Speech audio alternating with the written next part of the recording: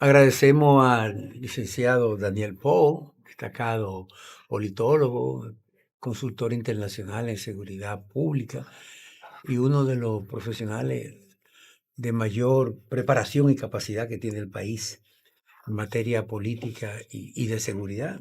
Nos sentimos altamente honrados y complacidos de compartir esta noche con nosotros en Pulso Nacional.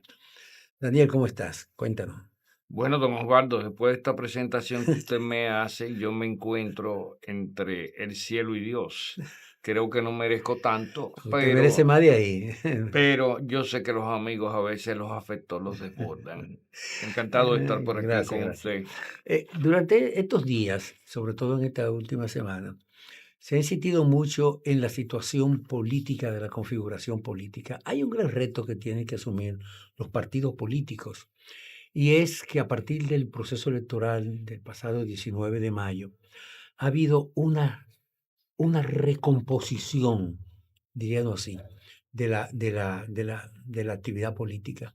Los partidos en un proceso de revisión.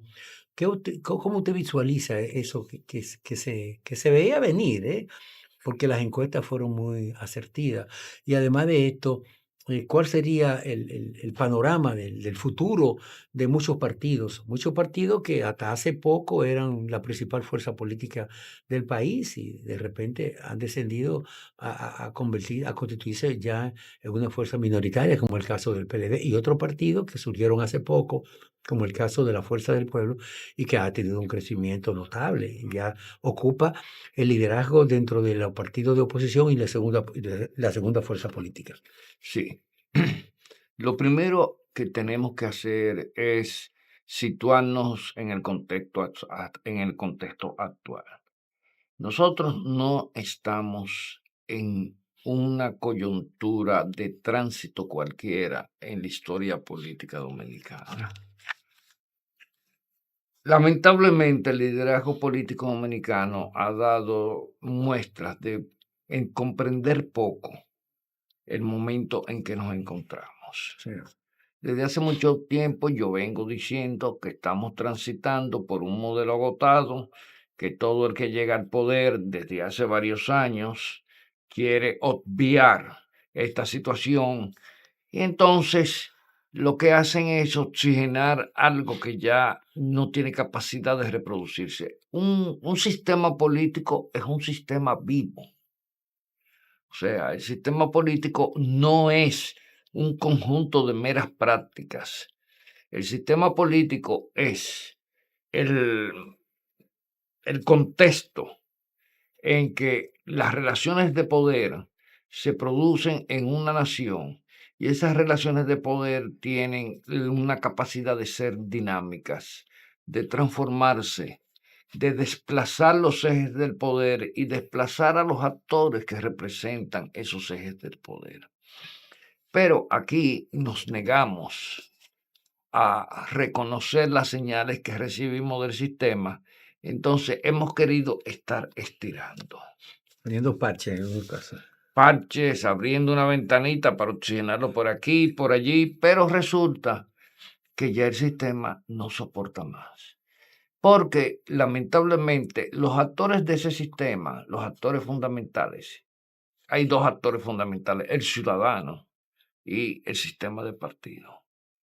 Pero el ciudadano es en cierta medida un actor secuestrado por el sistema de partidos, como ha sucedido aquí en República Dominicana. Y desde hace mucho tiempo hemos visto cómo en el sistema de partidos las prácticas democráticas han ido desapareciendo. Antes, Sí. quienes se postulaban a posiciones como regidores, como alcaldes, como directores de distritos municipales, como diputados, eran líderes. Los senadores siempre han tenido un lugar privilegiado. Los senadores forman parte De la élite. del equipo del presidente, por lo general. Y son representantes de determinada provincia, de determinada demarcación.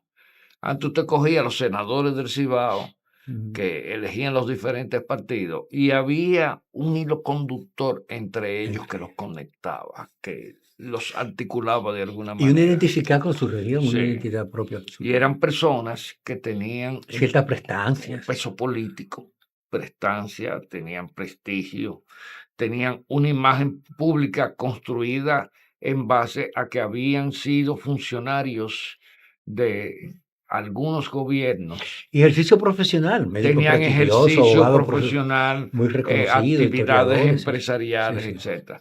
Hoy en día aparecen senadores que usted en su vida lo escuchó mencionar, aparecen diputados que tú ves la gente en las demarcaciones y dice, yo no conozco ninguno de los diputados que me están proponiendo. El mérito que tienen una banca de apuestas.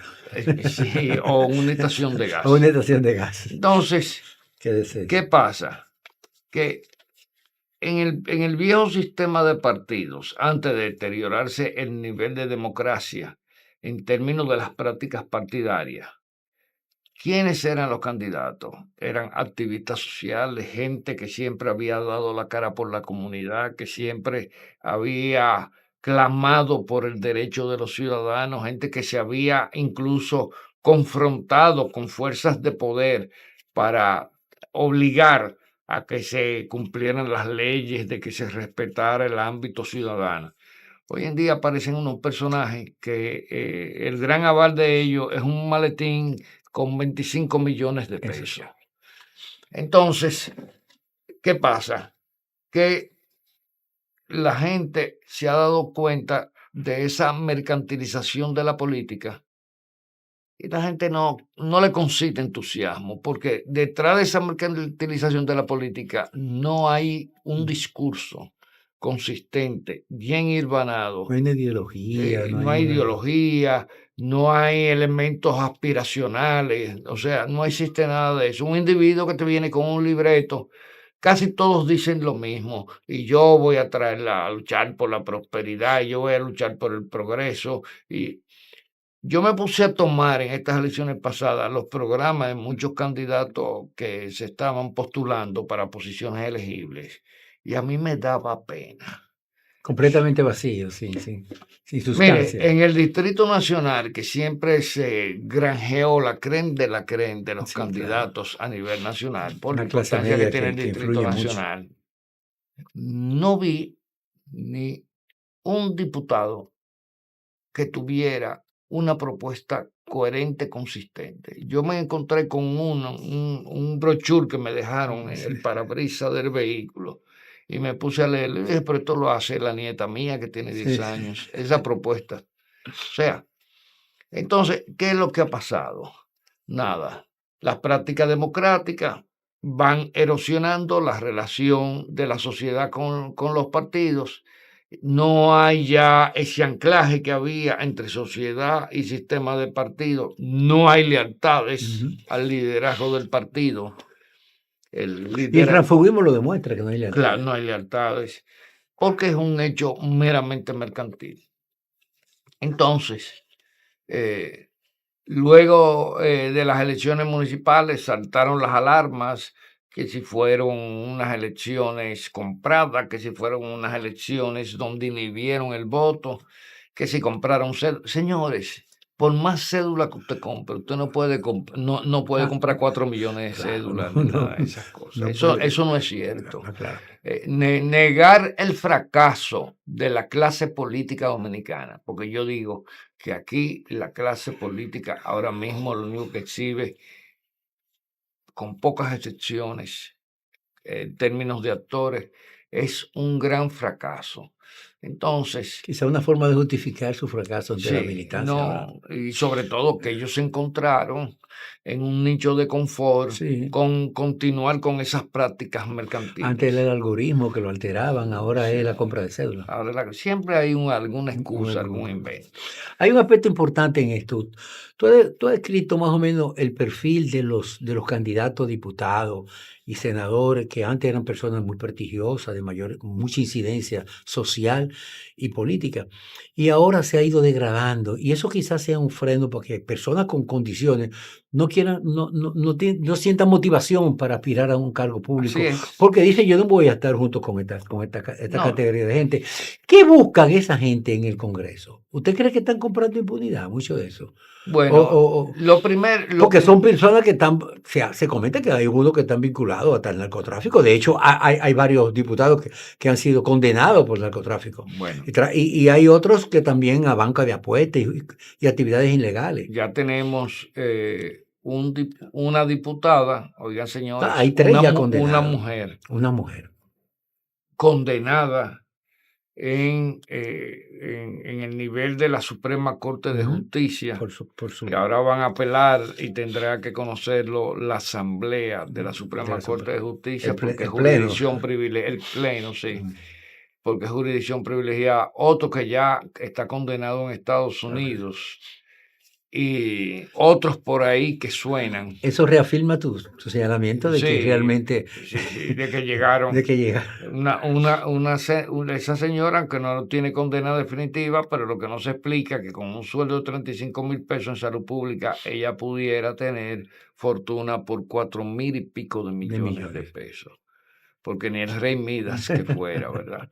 Entonces, lo mismo sucedió con el otro que está en Gutiérrez. Sí, Gutiérrez. Sí, que está guardando prisión, privado de libertad en Estados Unidos. Entonces, ahora nos encontramos con la excusa de que el alto nivel de atención se debe a que se utilizaron malas artes para inhibir el voto y así impedir que un candidato pues pudiera ascender, y en el caso concreto del doctor Leonel Fernández, de que se llegara a una segunda vuelta.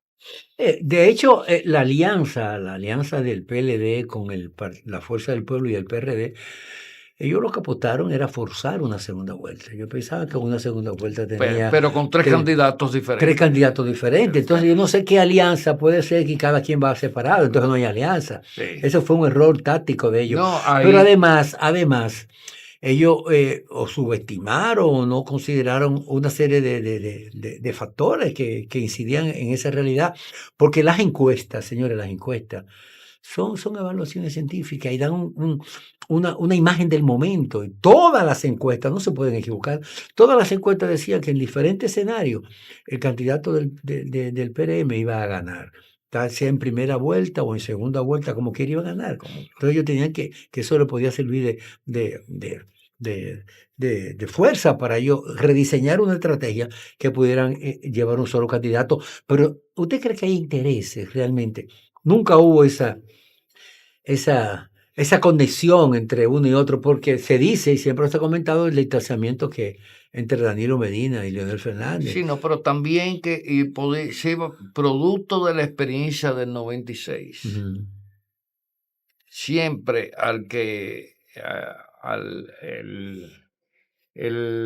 que se inhibe de llevar candidato presidencial en una alianza termina desapareciendo como partido. Entonces, yo entiendo que Leonel Fernández consideraba que él había sido 3 veces presidente y que él tenía la primacía sobre Abel Martínez, que nunca había sido presidente. Pero eso implicaba que, fíjate, a ver, en las elecciones municipales el PLD sacó la segunda posición. Sí, sacó la segunda posición. La segunda posición. ¿Cómo se explica eso? Sacó la segunda posición con mucho más votos que la Fuerza del Pueblo. Con el doble. Sí, sin embargo, en las elecciones presidenciales... Porque en las elecciones presidenciales no sucedió así. No se integraron. Porque no. También la debilidad del candidato. Cuando llegaron las elecciones presidenciales, ya el candidato del PLD, Abel Martínez, estaba desgastado. Y los PLDistas, la mayoría, fueron y votaron por Leonel Fernández. Porque Leonel no tenía un 28. Él no tenía un 28. Una gran parte de esos votos que él tiene, más de 10 puntos, emigraron del fueron que por el principio de vaso comunicante se fueron del PLD a la Fuerza del Pueblo. Y los militantes del PLD lo hicieron calculando que con esto se forzaba una segunda vuelta y Leonel iba a tener que negociar con el PLD. Y ellos podían sacar un buen trato a su favor. Pero lamentablemente el cálculo estuvo mal hecho. Y Porque siempre se comentó que la figura de Abel Martínez no pegaba, que como no, que no no arrancaba, que calaba. parecía un candidato a síndico Una de Santiago, una alcaldía, alcaldía o quizás un sí, senador, sí. pero un candidato a nivel nacional, un candidato presidencial, tenía que tener incidencia, no era conocido en No, muchas y partes aparte de... de eso, yo dije cuando se eligió a Abel Martínez, y es una persona que ni conozco, ni tengo nada en contra Sí, de él, que Abel Martínez no era el candidato idóneo porque Abel Martínez no tenía influjos sobre sectores externos al PLD. El candidato presidencial siempre tiene que ser una claro, claro, persona claro, claro. que tenga influjos, que hable a sectores empresariales, que hable a sectores profesionales, que, o sea, que tenga capacidad de sumar. Pero él no tenía esa capacidad. Lo postularon, no lo trabajaron bien como candidato, a pesar de que yo oí a Francisco Javier diciendo que fue la campaña perfecta. Yo no creo que sería ni la campaña perfecta, ni el candidato mejor del Partido de la Liberación Dominicana. Pero, porque eso no es un tema matemático, hay un tema de aureola, de influjo del candidato. Y entonces, pues sencillamente, eh, hoy en día tenemos unos resultados donde la Fuerza del Pueblo le drenó una gran cantidad de votos al PLD. El PLD ha salido en las peores condiciones de este resultado electoral y la Fuerza del Pueblo, que sabe que ese nivel de votación que obtuvo, yo diría que casi más de 10 puntos Sí, sí, mucho más de porcentuales, 10 puntos. sí, mucho más de 10 puntos porcentuales, realmente se lo canibalizó al Partido Al de la partido. Liberación Dominicana. Bueno, vamos a una pausa y continuamos con esta interesante conversación con el